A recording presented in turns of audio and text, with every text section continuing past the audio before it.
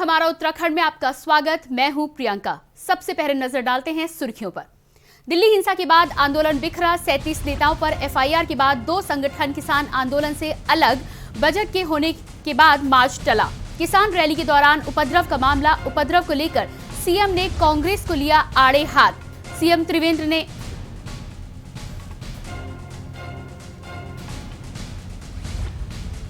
हरिद्वार पहुंचे पूर्व सीएम हरीश रावत ने कहा, त्रिवेंद्र सरकार को बचाने के लिए केंद्र ने जारी की कुंभ की एसओपी। चमोली पहुंचे मंत्री धन सिंह रावत ने किया निरीक्षण, कमल रावत के पोल्ट्री फार्म का लिया जायजा, सरकारी योजनाओं की ली जानकारी। दिल्ली आंदोलन को लेकर कांग्रेस ने बीजेपी सरकार पर साधा निशाना, राष्ट्रीय सचिव और मंगलोर विधायक ने भी पूरे मामले की जांच की मांग। पुलिस ने अंतर्जातीय वाहन चोर गिरोह का किया पर्दाफाश।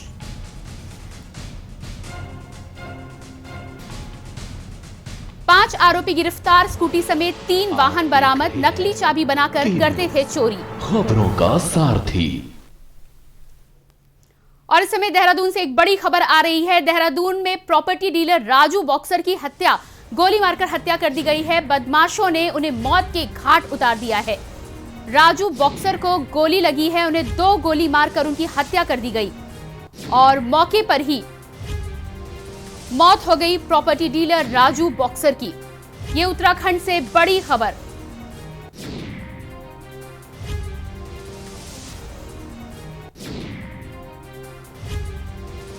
गोली मारकर बदमाशों ने प्रॉपर्टी डीलर राजू बॉक्सर की हत्या कर दी है। उन्हें 2 गोली लगी है और गोली के लगने के बाद मौके पर ही उनकी मौत हो गई है।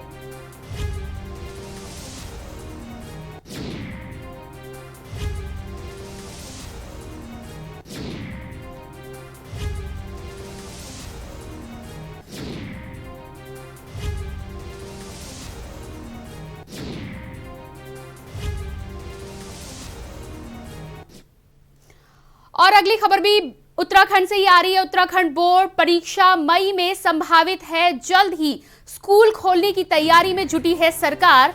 1 फरवरी से खुल सकते हैं स्कूल, 6ठी और 12वीं तक के स्कूल खुल सकते हैं। तो ये बड़ी खबर आ रही है उत्तराखंड से। सरकार जल्द ही स्कूल खोलने की तैयारी कर सकती है, 6ठी से 12वीं तक के स्कूल खुल सकते हैं। उत्तराखंड बोर्ड परीक्षा 1 मई से कराए जाने की तैयारी में सरकार। इसके चलते 1 फरवरी से स्कूल भी खुल सकते हैं, 6ठी से 12वीं तक के स्कूल खोले जा सकते हैं।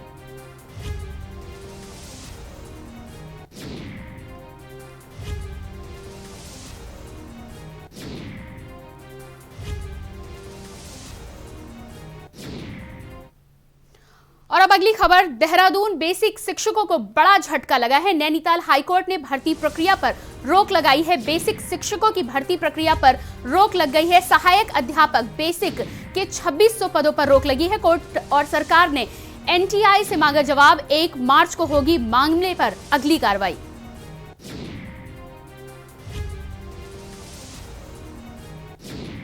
और यहां पर देहरादून नैनीताल हाईकोर्ट ने भर्ती प्रक्रिया पर रोक लगा दी है। सहायक अध्यापक बेसिक के 2600 पदों पर रोक लगाई गई है। कोर्ट ने सरकार और एनटीआई से जवाब मांगा है। इस पर 1 मार्च से मामले की अगली सुनवाई होनी है और इस भर्ती प्रक्रिया पर फिलहाल रोक। देहरादून नैनीताल हाईकोर्ट ने इस भर्ती प्रक्रिया पर रोक लगा दी है। यह मामला 2600 पदों को लेकर है और कोर्ट ने सरकार और एनटीआई से इसको लेकर जवाब भी मांगा है।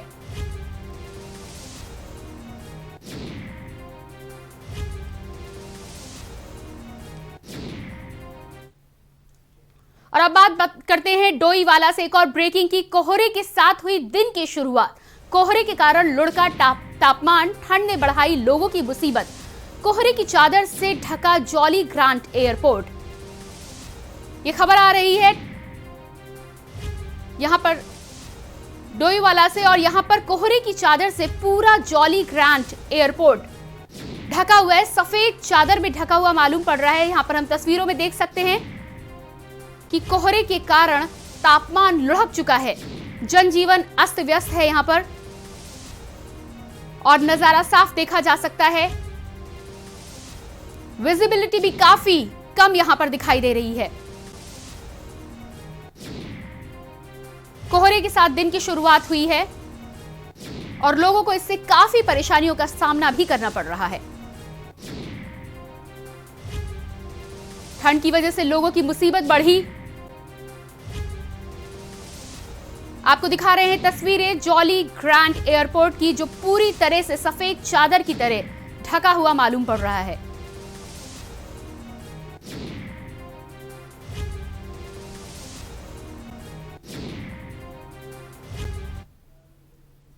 और अब रुख करते हैं अगली खबर का। कांग्रेस के पूर्व केंद्रीय सचिव प्रकाश जोशी ने बैरीनाग में कांग्रेस कार्यकर्ताओं के साथ बैठक की और कार्यकर्ताओं से सुझाव लिए। साथ ही कार्यकर्ताओं की समस्याओं को सुनते हुए संगठन की मजबूती पर जोर दिया। वहीं भाजपा सरकार पर भी जमकर बरसते हुए कहा कि पूरे प्रदेश में बेरोजगारी बढ़ गई है और कांग्रेस शासनकाल के कार्यों को भाजपा अपना बताकर जनता को केवल भ्रमित कर रही है।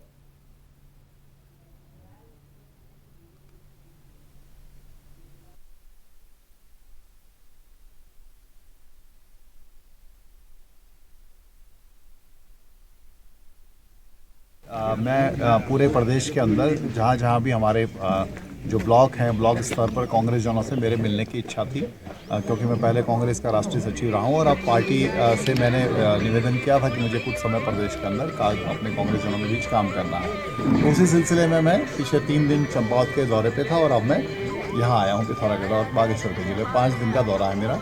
उसमें बैरीनाग आया, सभी कांग्रेस परिवार के सभी साथियों से मिल रहा हूँ, बात कर रहा हूँ कांग्रेस के बारे में, पार्टी के बारे में, उनके सुझाव मजबूती कैसे और अधिक हो, 22 के चुनाव की तैयारी कैसे करी जाए, कांग्रेस को कैसे जिताया जाए। उसके अलावा भी चुनावी तैयारी के अलावा भी कांग्रेस स्थानीय स्तर पर एक जो लगातार जो एक प्रक्रिया होती है।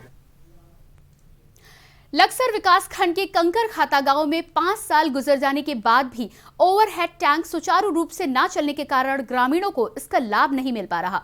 वहीं दबंग व्यक्ति ने इस ओवरहेड टैंक पर अपना कब्जा जमा लिया है और उसे अपना निजी स्थान बना लिया है। आपको बता दें कि दूषित पानी के चलते ग्रामीणों की मांग पर स्वजल विभाग द्वारा करोड़ों रुपए की लागत से गांव में एक ओवरहेड टैंक का निर्माण कराया गया था। वहीं उप जिलाधिकारी इस मामले पर पूरी तरह से गोलमोल जवाब दे रहे हैं और खुद को बचाने का प्रयास कर रहे हैं।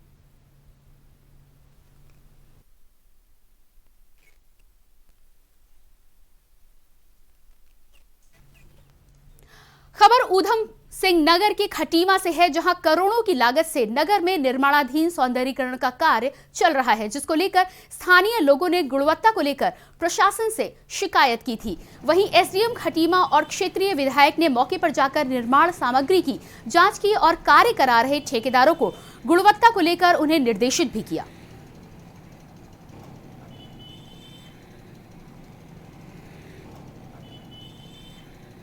खटीमा में सौंदर्यीकरण का कार्य चल रहा है और इसमें कुछ शिकायतें प्राप्त हुई थी 2 दिन पूर्व की जो है मानक के अधोमानक इसमें जो सामग्री यूज़ की जा रही है, तो उसी को लेकर निरीक्षण किया गया है और संबंधित विभाग जो निर्माण एजेंसी है उसके भी यहाँ पर तकनीकी अधिकारी उपस्थित हैं। उनकी उपस्थिति में देखा जा रहा है और वर्तमान में जो आज देखा गया मटेरियल सभी मानक के अनुरूप ही तकनीकी उनके द्वारा परीक्षण की तरह बताया जा रहा है। देखिए यहाँ पर अभी हम लोगों ने देखा है ईंट भी जो है अव्वल ईंट यहाँ पर लगाई जा रही है और साथ ही साथ जो रिटर्निंग वॉल बनाने के लिए 1.5 मीटर का जो इनका नॉर्म्स था उससे भी बढ़ाकर इन्होंने जो है उस गड्ढे को किया हुआ है और हमने कहा है कि गुणवत्ता से किसी प्रकार का कोई समझौता नहीं किया जाएगा। जितनी भी यहाँ सड़कें बन रही हैं, जितने सौंदर्यीकरण का काम चल रहा है आसपास, मैंने सभी लोगों को कह रखा है कि कहीं पर भी कोई शिकायत आती है तो उसको काम को तत्काल बंद करवा दिया जाए।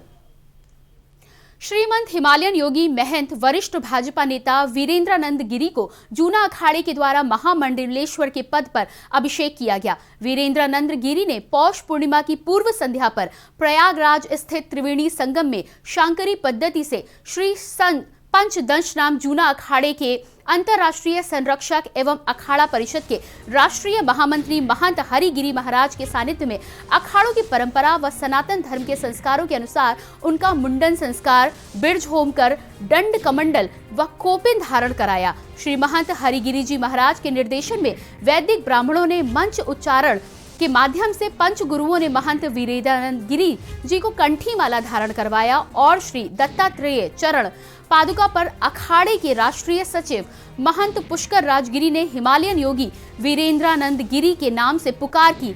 लगनन अनुसार जगत गुरु शंकराचार्य स्वामी वासुदेवानंद सरस्वती जी ने संगम तट पर उन्हें प्रवेश मंत्र की दीक्षा प्रदान कर धर्म की रक्षा के लिए आशीर्वाद दिया।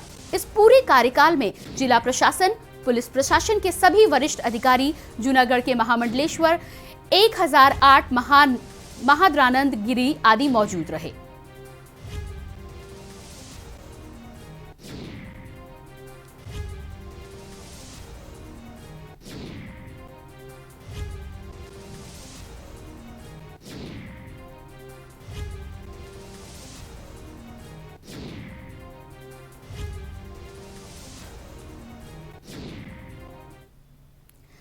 कृषि बिल कानून को लेकर दिल्ली में चल रहे आंदोलन में गणतंत्र दिवस पर हुए उग्र आंदोलन के बाद राष्ट्रीय कांग्रेस सचिव व मंगलोर विधायक ने बीजेपी सरकार पर सवालिया निशान उठाया। उन्होंने कहा कि यह सरकार की नाकामी को दर्शाता है। कृषि बिल कानून को सरकार जबरदस्ती किसानों पर थोप रही है। सभी इंटेलिजेंस गृह मंत्रालय के अधीन है। उसके बाद गणतंत्र दिवस के मौके पर अचानक कैसे उत्तेजित हो सकते हैं? 2 महीने से भी अधिक का समय हो चुका है। किसान अपना परिवार छोड़कर आंदोलन कर रहा है। सरकार को इस पूरे मामले की जांच करनी चाहिए और इस कानून को रद्द कर देना चाहिए। इस विषय पर हमने बात की मैंगलोर के कांग्रेस विधायक काजी निजामुद्दीन से। 26 जनवरी को जो शर्मनाक घटना हुई है, जी हाँ, मैं इनको शर्मनाक घटना ही कहूँगा। उससे जो आंदोलन है वो काफ़ी उग्र हो गया है। इसी विषय हम बात करेंगे मंगलोर से कांग्रेस विधायक काजी निजामुद्दीन। तो 2 आदमियों की जिद सरकार चलाने वाले अमित जी, शाह जी और मोदी जी और अंबानी और अडानी के चक्कर में अगर वो पूरे देश के किसान को बर्बाद करने पर तुले हैं तो किसान ये होने नहीं देगा। अब अगर वो ये कृषि बिल वापस ले लें तो कौन सा कोई पहाड़ टूट पड़ेगा? फिर अगर कोई इसमें अच्छाइयाँ हैं तो सरकार जनता के बीच में जाए, उसको प्रचारित करे कि भाई अच्छाइयाँ आपके लिए ये हैं, तो अगर उनको अच्छा लगेगा वो हाँ कर देंगे। ज़बरदस्ती क्यों थोपा जा रहा है? और देखते दानी सबको मालूम है कि इसमें एमएसपी नहीं है, इसमें मंडियां ख़त्म हो जाएंगी और बहुत सारी इसमें चीज़ें हैं जो 2 मिनट में मैं बताने की स्थिति में नहीं हूँ। सैकड़ों हज़ारों की तादाद में ट्रैक्टरों सहित लोग वहाँ पहुँचे हैं, तो हज़ारों लोगों के बीच में ये योजना रही होगी। अगर इतनी बड़ी तादाद लोगों के बीच में योजना थी तो सरकार को इंटेलिजेंस इनपुट मिला होगा, तो सरकार ने या तो ये होने दिया, अगर होने दिया तो सरकार की नाकामयाबी आपके सामने है। और अगर इंटेलिजेंस इनपुट नहीं था तो सीधे सीधे गृह मंत्रालय की नाकामयाबी है, क्योंकि दिल्ली में पुलिस विभाग नहीं है। दिल्ली प्रदेश का पुलिस विभाग भी भारत सरकार के गृह मंत्री जी अमित शाह जी संभालते हैं। तो सीधा सीधा ये तीनों कृषि कानून की जिम्मेदारी मोदी जी की है और के लॉ एंड ऑर्डर के डिस्टर्बेंस की जिम्मेदारी अमित शाह जी की है। 2 गुरु है, एक सरकार की नाकामी को दर्शाता है। न्यूज़ के लिए अकील अहमद, मंगलोर। गढ़वाल के विभिन्न जिलों में सक्रिय वाहन चोर गिरोह का पर्दाफाश करते हुए पुलिस ने 5 आरोपियों को गिरफ्तार कर लिया है। आरोपियों में से 1 मोटरसाइकिल व 1 स्कूटी समेत 3 वाहन बरामद किए गए हैं। आरोपी रुद्रप्रयाग जनपद समेत टिहरी, देहरादून व चमोली में वाहन चोरी करते थे। दरअसल 18 जनवरी की रात्रि को रुद्रप्रयाग शहर से 1 मोटरसाइकिल व 1 स्कूटी चोरी होने की घटनाएं रुद्रप्रयाग कोतवाली में लिखवाई गई थी, जिसके बाद पुलिस ने विभिन्न धाराओं में मामला दर्ज कर इसकी तहकीकात शुरू कर दी। जांच टीमों ने श्रीनगर, देवप्रयाग, बछेती खाल, ऋषिकेश आदि स्थानों पर छापे मारे, जिसके बाद देवप्रयाग से सभी आरोपी पकड़े गए। आरोपी रुद्रप्रयाग से चोरी किए गए वाहन में बाइक व स्कूटी ले गए थे।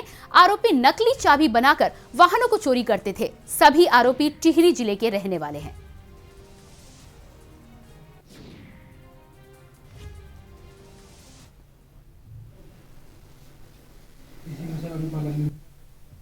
रात में यहाँ से 2 बाइक चोरी हुई थी, 1 बाइक और 1 स्कूटी चोरी हुई थी। तो जिस संबंध में अगले दिन ही इसमें मुकदमा दर्ज किया गया था और इसके अनावरण के लिए टीम गठित की गई थी। तो इनको आज सफलता हासिल हुई है और इसमें 5 अभियुक्तों को गिरफ्तार किया गया है। 5 लोग थाना देवप्रयाग क्षेत्र के रहने वाले हैं और इनके कब्जे से जो चोरी की गई बाइक और स्कूटी थी, उसके अतिरिक्त एक अन्य स्कूटी जिसको इन्होंने कहीं और से चोरी किया था पहले, वो भी बरामद की गई है। और इन सभी को गिरफ्तार करके माननीय न्यायालय के समक्ष प्रस्तुत कर दिया गया है। और इस टीम को जिसने खुलासा किया है, मेरी तरफ से 2500 रुपये का इनाम मिला। विश्व विख्यात केदारनाथ धाम चारों ओर से बर्फ से ढका हुआ है। धाम की पहाड़ियां, पैदल मार्ग और मंदिर परिसर में बर्फ की सफेद मोटी चादर बिछी हुई है। यहां तक कि केदारनाथ स्थित भवनों की छत भी बर्फ की मोटी चादर ओढ़े हुए है। केदारनाथ में सिर्फ और सिर्फ दूर दूर तक बर्फ की मोटी सफेद चादर ही दिखाई दे रही है। पहाड़ों पर बिछी सफेद चादर, चांदी सी चमक रही वादियां। केदारनाथ धाम में बर्फ की मोटी चादर, मंदिर परिसर, पैदल मार्ग पर बिछी बर्फ। केदारनाथ की पहाड़ियों पर बर्फ ही बर्फ। उत्तराखंड के पहाड़ी इलाकों में रुक रुक कर बर्फबारी का सिलसिला जारी है।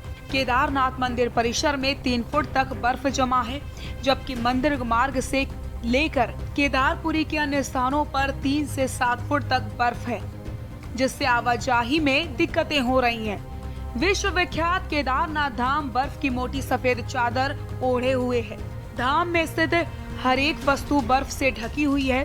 यहाँ तक कि मंदाकिनी और सरस्वती नदी के ऊपर भी बर्फ जमी है। धाम में चारों ओर नजर घुमाने पर सिर्फ बर्फ ही बर्फ नजर आ रही है। धाम में बर्फ की मोटी सफेद चादर के अलावा कुछ भी नजर नहीं आ रहा। कई स्थानों पर 2 फीट तो कई स्थानों पर इससे भी अधिक बर्फ जमा है। 16 नवंबर को केदारनाथ धाम के कपाट बंद किए गए हैं। जब मई माह में केदारनाथ के कपाट खुलने हैं, इससे पूर्व यात्रा की तैयारियां भी शुरू की जाने लगी हैं। लेकिन केदारनाथ धाम में अभी बर्फ की मोटी परत जमी हुई है। ड्रोन कैमरों से ली गई एक्सक्लूसिव तस्वीरों में केदारनाथ धाम का भव्य नजारा देखा जा सकता है। धाम में चारों ओर सिर्फ बर्फ ही बर्फ नजर आ रही है। केदारनाथ की पहाड़ियां, मंदिर परिसर, पैदल मार्ग, लोगों के घरों की छत भी बर्फ से ढकी हुई है। रुद्रप्रयाग से के न्यूज के लिए रोहित डिमरी की रिपोर्ट। और फिलहाल रुकेंगे एक छोटे से ब्रेक के लिए। ब्रेक के बाद भी खबरों का सिलसिला यूं ही जारी रहेगा।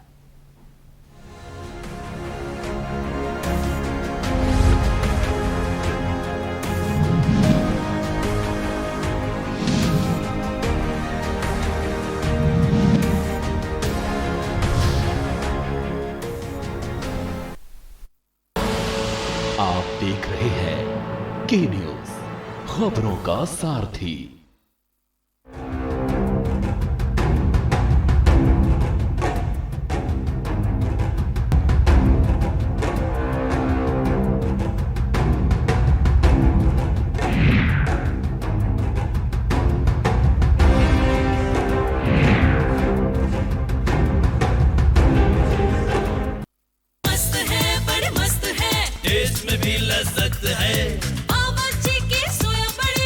बावर्ची न्यूट्री सोया बड़ी और टेस्ट में बड़े मस्त है। आप देख रहे हैं के न्यूज, खबरों का सारथी।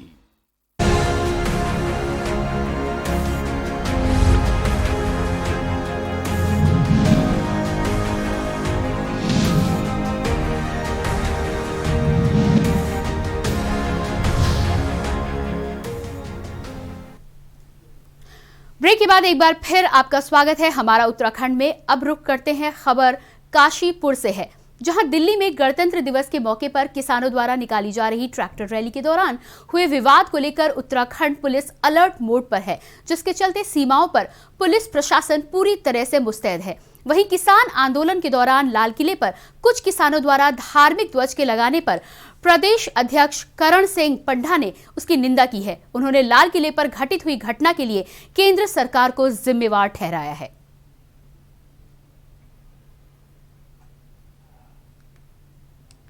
मैं ये कहूँगा कि ये घटना जो है बहुत बुरा हुआ, ऐसा होना नहीं चाहिए था। ये बहुत बुरा हुआ, मैं इसकी निंदा करता हूँ। दूसरी बात ये है, वो जो झंडा चलाया गया है उसकी भी मैं निंदा करता हूँ। वो झंडा जो है वो पंजाब का लड़का है, उसने और लड़के इकट्ठे करके और वो झंडा जो है वो लगाया है।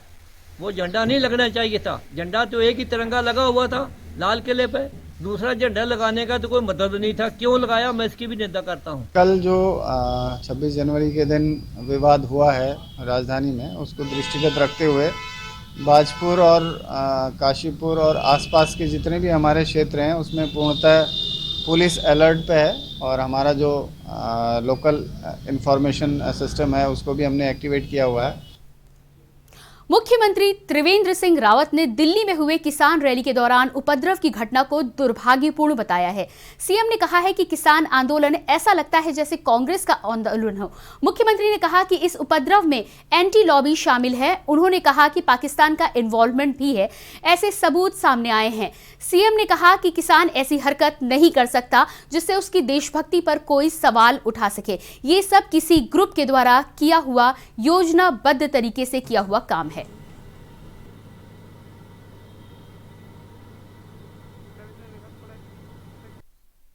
अत्यंत दुर्भाग्यपूर्ण है और किसान आंदोलन ऐसा लगता है जैसे कांग्रेस का आंदोलन हो गया है।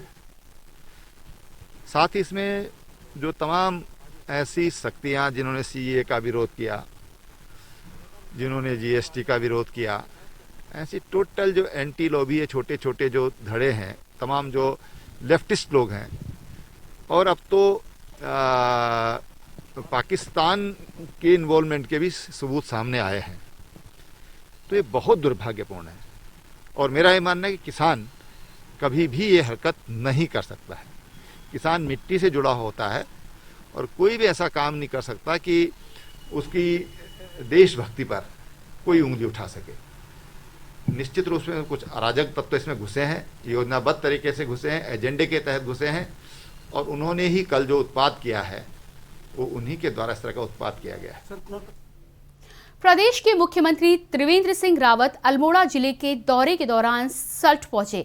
वहां पहुंचकर मुख्यमंत्री त्रिवेंद्र सिंह रावत सहित मंत्री यशपाल आर्य, अल्मोड़ा सांसद अजय टम्टा व भाजपा संगठन के कई नेताओं ने 2 मिनट का मौन रखकर भाजपा विधायक स्वर्गीय सुरेंद्र सिंह जीना को श्रद्धांजलि अर्पित की। इस दौरान मुख्यमंत्री ने मरचूला को पर्यटन हब बनाने की घोषणा की। उन्होंने कहा कि स्यालदे में इंटर कॉलेज का नाम सुरेंद्र सिंह जीना के नाम पर रखा जाएगा। मुख्यमंत्री ने कहा कि स्वर्गीय जीना की गणना हमेशा सक्रिय रहने वाले विधायकों में की जाएगी। उन्हें गरीबी का मसीहा भी कहा जाता था और वे व्यक्तित्व के धनी व्यक्ति थे। भ्रष्टाचार को हम बर्दाश्त नहीं करेंगे, इसको हम धर्म युद्ध की तरह लेंगे और उस पर सरकार काम कर रही है। भ्रष्टाचार रहित विकास है हमारा फोकस, ये पूरी तरह विकास पर रहेगा और भ्रष्टाचार को हम बर्दाश्त नहीं करेंगे, इसको हम धर्म युद्ध की तरह लेंगे और उस पर सरकार काम कर रही है। जो मैंने आपके सामने कुछ आंकड़े रखे सड़कों के और मैंने पूरा कंपैरेटिव चार्ट रखा कि 2017 तक कितना काम हुआ और 2017 के बाद कितना काम हुआ। तो आप ये देखेंगे कि लगभग अगर हम देखें तो चाहे आर्थिक हो चाहे सड़कों की लेंथ के हिसाब से हो, लगभग उतना ही काम हम लोगों ने इन सालों में किया है और उसके कारण भारत सरकार ने खैर उत्तराखंड को बहुत अवार्ड भी दिए हैं, सम्मानित भी किया है। गणतंत्र दिवस के अवसर पर नई दिल्ली में किसानों के बवाल के बाद किसानों पर हुए लाठीचार्ज के विरोध में कांग्रेस ने आज देहरादून में केंद्र सरकार का पुतला दहन किया। प्रदर्शनकारियों ने पुलिस की ओर से किए गए लाठीचार्ज का जमकर विरोध किया। इस दौरान महानगर कांग्रेस अध्यक्ष लालचंद शर्मा के नेतृत्व में कांग्रेसियों ने एशले हॉल चौक पर पुतला दहन किया, जिसको लेकर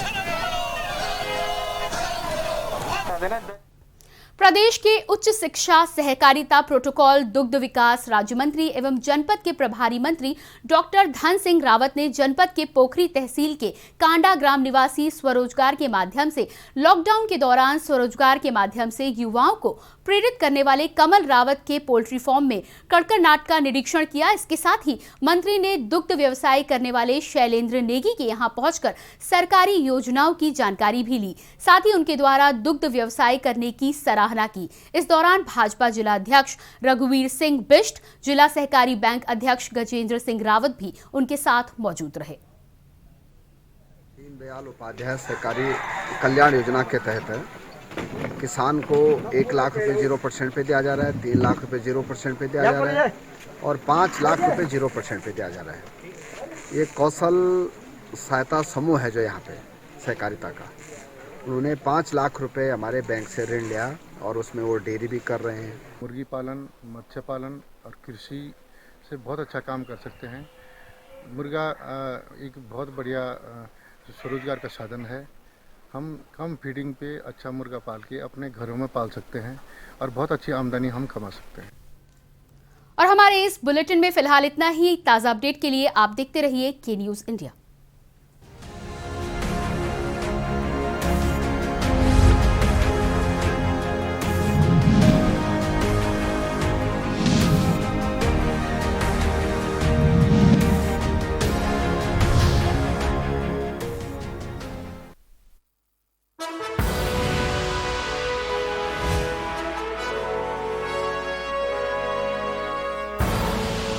आप देख रहे हैं